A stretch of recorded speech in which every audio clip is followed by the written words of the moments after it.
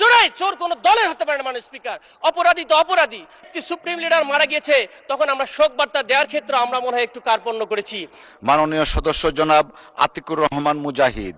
জনাব আতিকুর রহমান মুজাহিদ, আপনার সময় 5 মিনিট। ধন্যবাদ আপনাকে। বিসমিল্লাহির রহমানির রহিম। মাননীয় স্পিকার, আপনাকে অসংখ্য ধন্যবাদ।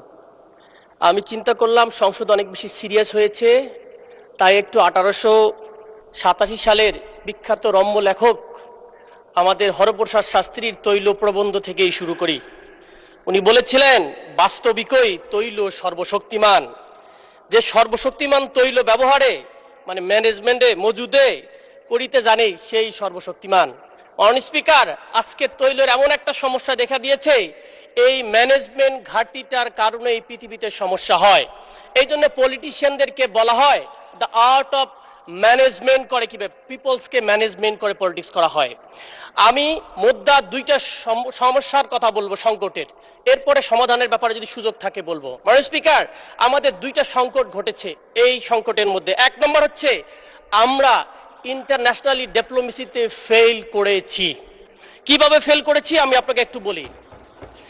আপনারা এই যখন ইরান যুদ্ধটা শুরু হলো, আমরা যখন বিগিনিংয়ে যে স্টেটমেন্টটা দিয়েছি, এটা আমাদের সাংবিধানিক যে অন্য অন্য রাষ্ট্রের ব্যাপারে আমাদের আচরণ এবং ব্যালেন্স ট্রিটমেন্ট করার ব্যাপারে যেটা ছিল, সেটা কমপ্লিটলি ইমব্যালেন্স একটা স্টেটমেন্ট হয়েছে, নাম্বার 1। 2 নাম্বার, যারা আন্তর্জাতিক সম্পর্কে মিনিমাম পড়াশোনা করে তাদের একটা রিয়ালিজম থিওরি নামে একটা থিওরি আছে। এটা মানে হচ্ছে একটা নেশন স্টেট সিস্টেমের প্রথম কাজ হলো আমাদের রাষ্ট্রের স্বার্থটাকে প্রথম দেখতে হবে, যেখানে আমাদের ইন্টারেস্টটা সার্ভ হবে। আমরা গ্লোবাল চেঞ্জিং অর্ডারের ক্ষেত্রে কোনোভাবে কোনো একক দেশের উপর ডিপেন্ডেন্সি হতে পারি না। মাননীয় স্পিকার, আমাদেরকে যেটা হবে, আমাদের রাষ্ট্রের স্বার্থের জন্য অন্য অন্য এলাইরাও যারা দেখা যাচ্ছে তাদের স্বার্থের জন্য বিভিন্নভাবে তাদের ইন্টারেস্ট সার্ভ করেছে, কিন্তু আমরা একটা ইমব্যালেন্স স্টেটমেন্ট দিয়েছি। শুধু তাই নয়, আমরা দেখেছি বিভিন্ন বিদেশি বড় বড় পত্রিকাতে তারা আমাদের ব্যাপারে সম্পাদকীয় করেছে যে বাংলাদেশ, বিশেষ করে মিডল ইস্ট মনিটরের আমি দেখলাম, সেখানে বলা হয়েছে বাংলাদেশ এই যুদ্ধের ব্যাপারে ব্যাংক্রাপসি অফ ফরেন পলিসি যে আমরা অ্যাপ্রোচটা নিয়েছি সেটা কমপ্লিটলি ব্যাংক্রাপসি রূপায়ণ করেছে। মাননীয় স্পিকার, কারণটা হলো হরমুজ প্রণালী দিয়ে শুধুমাত্র তেল আর এলএনজি নয়, আমাদের অনেক ফুড প্রোডাক্টসও চলে আসে। মাননীয় স্পিকার, সুতরাং কোনো জায়গায় যদি ডিপ্লোমেসিতে আমরা হেরে যাই, তাহলে আমাদের অনেক কিছু ক্ষতিগ্রস্ত হবে, রাষ্ট্র হিসেবে আমরা ক্ষতিগ্রস্ত হয়েছি। এবং আমরা সর্বশেষ ইরানি অ্যাম্বাসেডরের বক্তব্য থেকে স্পষ্ট বার্তা বুঝতে পারি।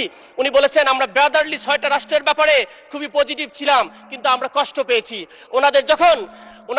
ওনার মেইন ব্যক্তি সুপ্রিম লিডার মারা গিয়েছে, তখন আমরা শোক বার্তা দেওয়ার ক্ষেত্রে আমরা মনে হয় একটু কার্পণ্য করেছি। আমরা কারো শত্রুতা নই, আমরা কোনো দোষের ব্যাপারে নই, আমরা কোনো পক্ষ বিপক্ষে নই। আমি এই ব্লক সেই ব্লকের কথা বলতেছি না মাননীয় স্পিকার, আমি বাংলাদেশ ব্লকের বাংলাদেশের ইন্টারেস্টের কথা বলছি মাননীয় স্পিকার। সুতরাং ডিপ্লোমেসিতে আমরা একটা লস করেছি, এটা একটা ম্যানেজমেন্টের ঘাটতি, ইন্টারনাল ঘাটতিতে। যদি মাননীয় স্পিকার আমরা একটা জিনিস বলি, আমাদের সবচেয়ে বড় সংকটটা হয়েছে তেলের ব্যাপারে। আমরা আমাদের সম্মানিত মন্ত্রী 300 ধারায় বক্তব্য দিয়েছিলেন, উনি আশ্বস্ত করতে পারেন নাই। কারণটা কি? এখানে একটা আমাদের ডাটার বা তথ্য সংকটের কারণে সঠিক তথ্যের অভাবে মানুষের বিশ্বস্ততা হারায়। বিরোধী দল যেমন আস্থা পায়নি, জনগণ দেখছে বিশাল বিশাল লাইন, আস্থা পায়নি। তখন প্যানিক বাইং এর যে আপনার থিওরিটা বলেন, প্যানিক বাইং থিওরি 1 মাসের বেশি কাজ করে না মাননীয় স্পিকার। আজকে প্রায় 2 মাস হয়ে যাচ্ছে। সুতরাং প্যানিক বাইং থিওরি না, থিওরি এক্সাক্ট তথ্যটা ছিল না। এই তথ্য সংকটের কারণে আমাদের তেল কত মজুদ আছে আজকেও শুনলাম 2 মাস মজুদ আছে, কিন্তু বাস্তবতার সাথে যখন মেলে না, তখন মানুষের মধ্যে হতাশা তৈরি হয়, আস্থাহীনতার সংকট ঘটে। যদি বলি এখানে সলিউশন কি, সলিউশনটা ছিল এইরকম ন্যাশনাল একটা ক্রাইসিস কমিটি সরকারি দল বিরোধী দল হওয়ার দরকার ছিল, এবং তারা যৌথভাবে এই জিনিসটাকে ইনভেস্টিগেশন করে এই তথ্যটাকে জাতির সামনে যদি প্রেস ব্রিফিং করতো 2 দল মিলে, তখন মানুষ বিশ্বাস করতো। যদি আমাদের ক্রাইসিসও থাকতো, আমরা মেনে নিতাম যে ক্রাইসিসের সময় সবাই মিলে কিভাবে কাজ করতে পারেন স্পিকার। সুতরাং ইন্টারনাল ম্যানেজমেন্টে আমরা ফেল করেছি মাননীয় স্পিকার, এবং তার প্রমাণটা আমাদের মাননীয় প্রতিমন্ত্রী যে ব্যাখ্যা দিলেন, অমুক দলের অমুক জায়গায় তেল পাওয়া গেছে, আমার এলাকায় বিএনপি নেতার বাড়িতেও তেল পাওয়া গেছে, এটা কি কোনো আর্গুমেন্ট হলো মাননীয় স্পিকার? এটা হাজার হাজার দেখাতে পারবো। সুতরাং চোর তো চোরাই, চোর কোনো দলের হতে পারে না মাননীয় স্পিকার, অপরাধী তো অপরাধী। কিন্তু সমস্যা হচ্ছে আমরা কি ম্যানেজমেন্টটা ঠিক করতে পেরেছি মাননীয় স্পিকার? চেইন অফ যে ওয়েলিং দেওয়ার সিস্টেম, সেটা কি ওকে আছে? এইটা